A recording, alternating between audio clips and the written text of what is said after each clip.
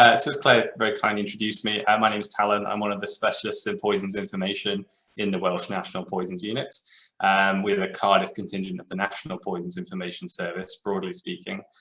Historically, poisons information in the UK has not been particularly patient-facing. Our principal work, which is the clinical toxicology database called ToxBase, and our telephone advice service are both healthcare-facing and provided at an information level more designed for healthcare professionals. That's the case in the UK and the Netherlands, but some poisons information centres, such as the one in Dublin, are actually public facing, and they've already got established public engagement on social media, their website, and public information resources available. However, recently the Welsh National Poisons Unit has begun developing some public facing resources that may be useful in cases of inadvertent exposures. These resources can be found on the page I'm sharing currently, which is, it may be quite small, so I'll read it out. It's www.poisons.wales. There's also the Welsh equivalent, which is www.gwenwyn.cymru. We've also got our Twitter page as well, which is @WalesTox, which is our Twitter handle, which also carries some public information and general interesting information about poisoning. So to go through some of these resources on this page, one of the things that I wanted to show, is that appearing okay? Can you see the poisons first aid? Great. So this is a poisons first aid leaflet. This covers some basic information such as what to do when you have a substance in the eyes or following inhalation or on the skin. It also has some very basic first aid information with regards to ingestion of a possible poison. In particular, it sort of goes into choking, difficulty breathing. It talks about never inducing vomiting.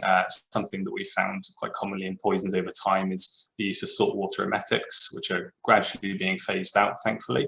But it was a reliable way of getting someone to vomit. Unfortunately, most of the time, we were referring patients into hospital for ingesting too much salt instead of actually the substance they ingested, which normally wasn't too much of a problem. So this sort of highlights the importance of this patient information with regards to poisons. Next on the list, we have a poster of poisonous plants that could be found in the United Kingdom. So some of these are extremely toxic plants, such as you can see here, deadly nightshade. We've also got things like the yew tree. I'm going to just skip through these because of time, but also I don't want to dwell too much on these in particular. Monkshood, and even some moderately toxic plants such as lily of the valley.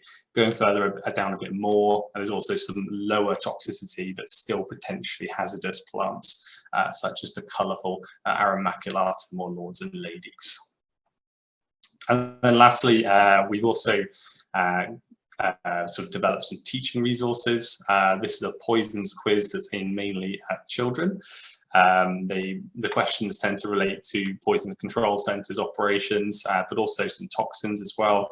We do want to make it interesting and not just laborious with regards to call volumes, etc. So as I say, it is designed more for children. There's also an exercise going further down where we list some possible ingestion objects, such as batteries. This would be for sort of carbon monoxide, there's been inhalation exposure, some shampoo, some bleach. And what we do is we actually ask them, if I scroll down a bit further, actually ask them to put the images into a sort of traffic light system as to very dangerous, might be dangerous, or actually quite safe generally. So these are just some teaching resources that we've developed as well. And the last thing I want to sort of point out is on that link, which again is www.poisons.wales. We've also got some link throughs to advice from the Child Accident Prevention Trust on child safety with regards to poison prevention. And lastly, some links to advice services such as the Loop and Wedanos for information on illicit drug use. But that's all I wanted to cover. So thank you very much.